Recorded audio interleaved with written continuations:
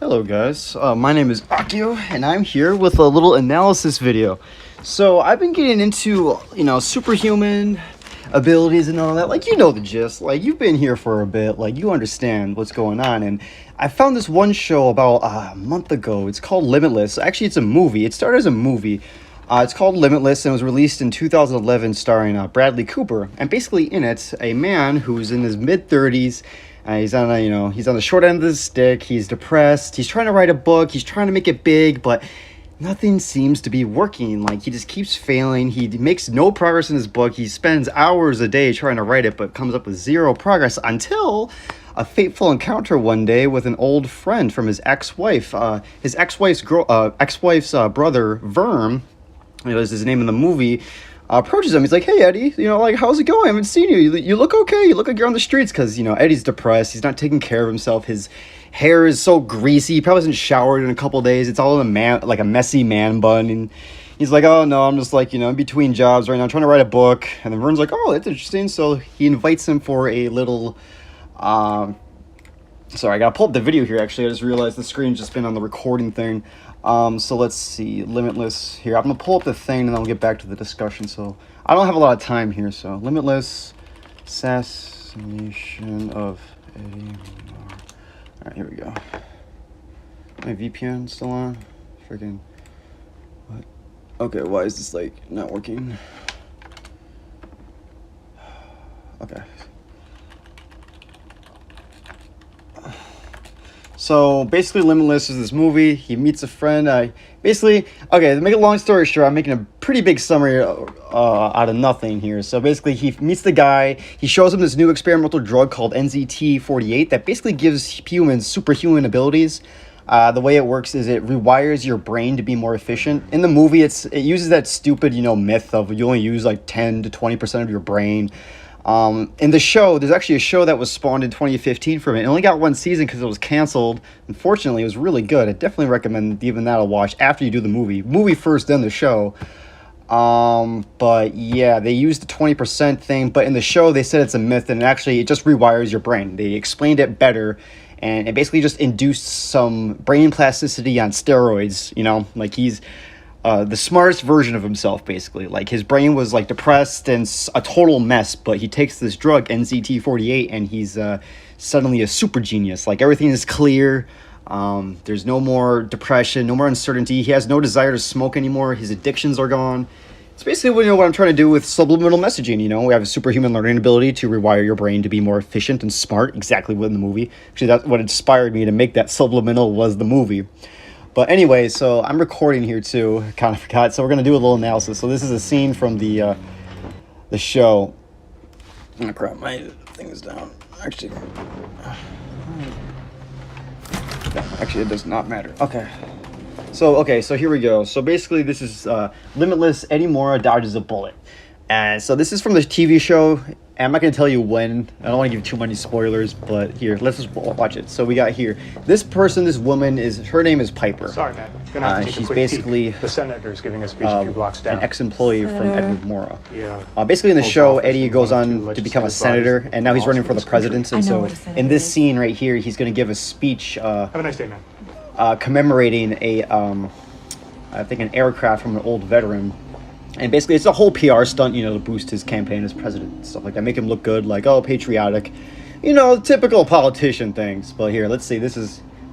So she's walking, it's like, oh, what she's doing. Let's find out.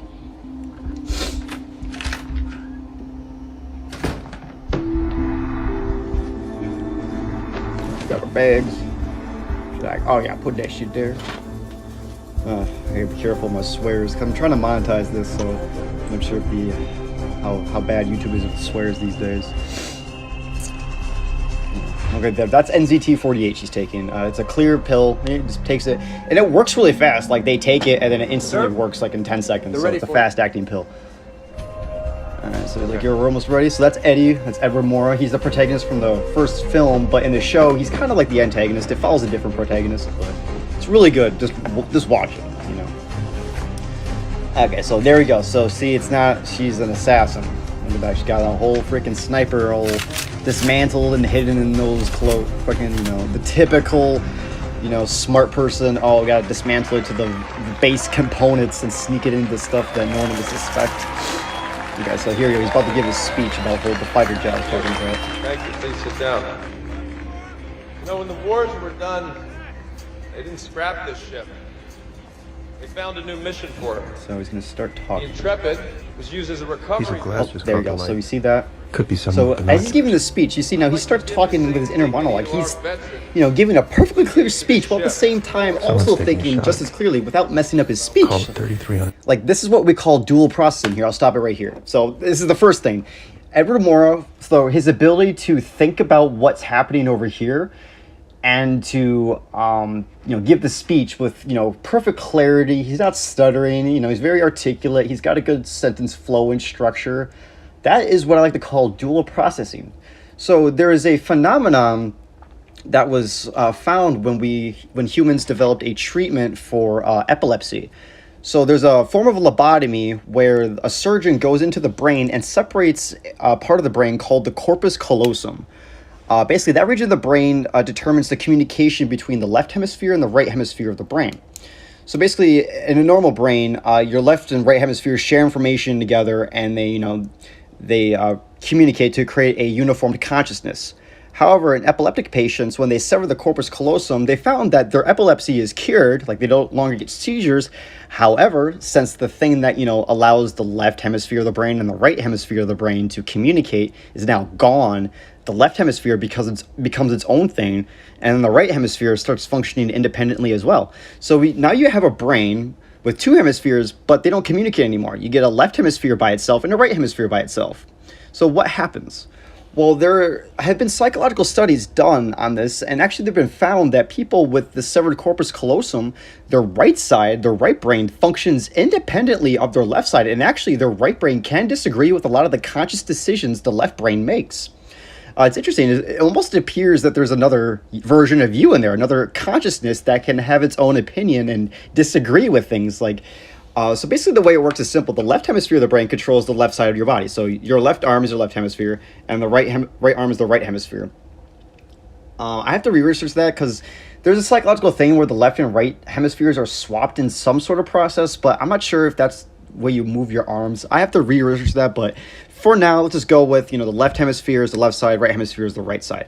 So in people with a severed corpus callosum, they found that the right hemisphere, when it disagrees with the left hemisphere, its right hand will be like slapping things out of the left hands. Like, let's say a left hand picks up a ball that the right hand didn't want to pick up. It would actually go ahead and slap the ball out of the hand. And the person, the conscious entity that's going through this process, they're actually astonished. They're like, what? I didn't intentionally they didn't consciously think of using their right arm, to hit the ball, because they can't do that anymore because the corpus callosum is gone.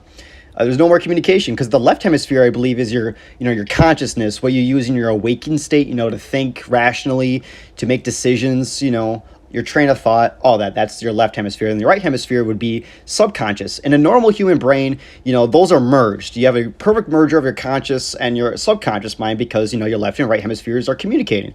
But in people who have a severed corpus callosum, they found there's a stark contrast between the left and right, almost like there's two consciousness.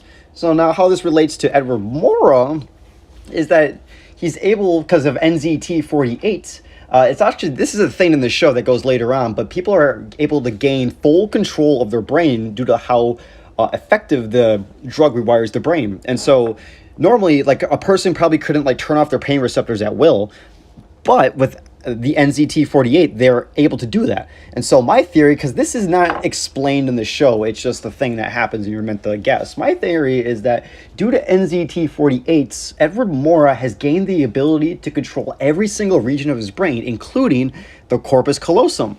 So he's able to turn it off and on at will. So he can be he can either decide to have two independently functioning hemispheres, or he could turn it back on and reunite it. It's much better than the epileptic seizures because with the lobotomy, it's severed forever. The brain doesn't reconnect itself in a way that the corpus callosum can come back. So it's gone. But with Edward Morra, he's able to turn it off and turn it back on at will.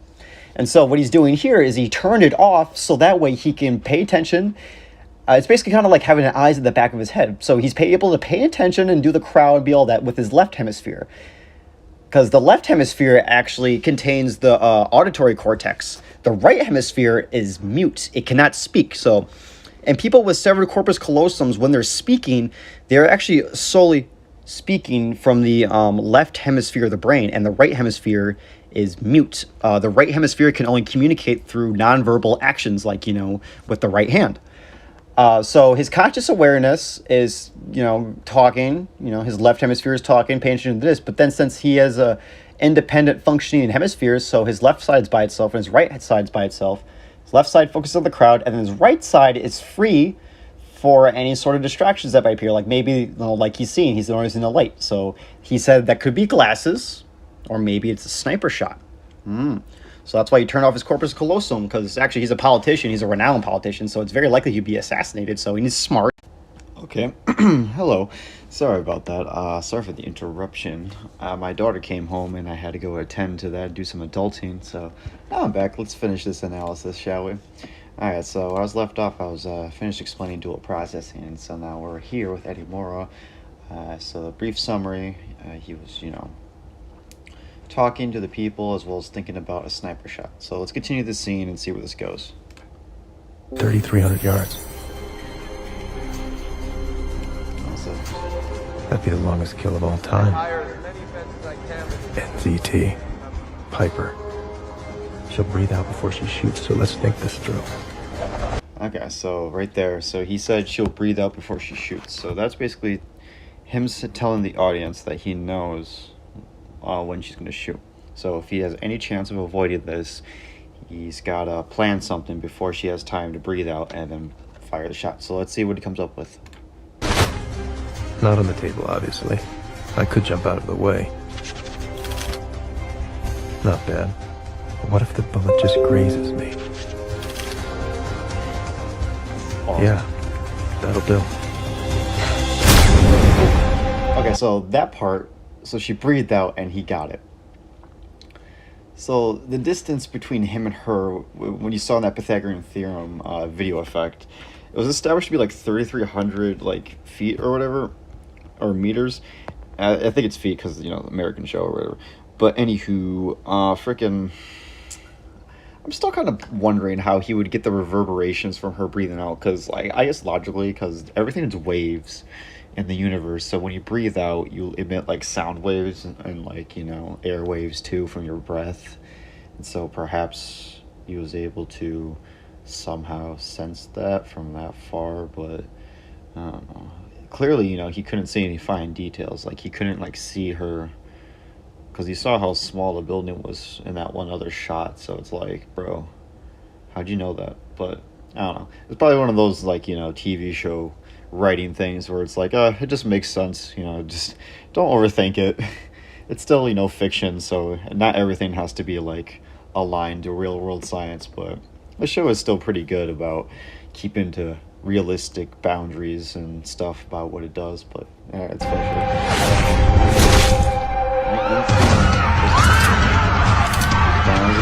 Look at that. So basically, okay, so how he dodged the bullet was, so like we established, he understood that he knows when she's about to shoot based upon her breath. So when she breathes out, boom, pulls the trigger. So if you, theoretically speaking, hypothetically speaking, don't try this at home, it's very dangerous, but if you want to dodge a bullet, ideally you would have to move right before someone pulls the trigger. You would already have to be moving before the bullet leaves the gun, because bullets break the sound barrier.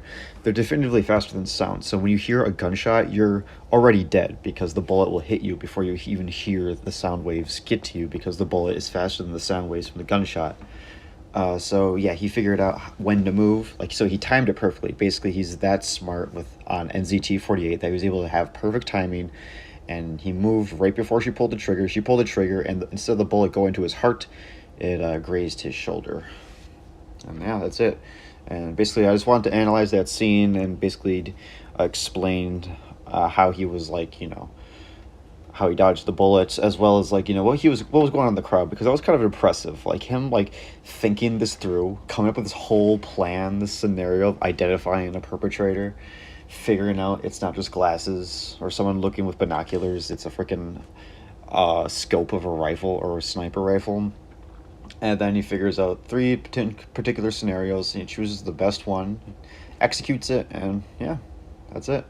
And also, what was impressive was how he was also giving an entire speech, a very articulate speech, mind you, while thinking this whole plan through. So it's pretty insane. But yeah, NZT 48 is a pretty cool drug. Still trying to there's a lot of real world similarities between other substances that I think it could be mimicking. Like, there's a lot of on the surface messages in this show and movie, but there's also a lot of between the lines, below the surface type of writing that you kind of have to dig a little bit deeper and do a map pack game theory and overanalyze and kind of dig deep. So it's really cool. It's a really deep and intellectual show. So it's really good, and it's what I want to do. I want to be as smart as Edward Morra. Be able to do what you just saw in the short clip. But hey, man, one day at a time. Just gotta keep on working. All right, guys. Well, I've been Akio, and thanks for listening. And I hope you have a good rest of your day. Bye bye.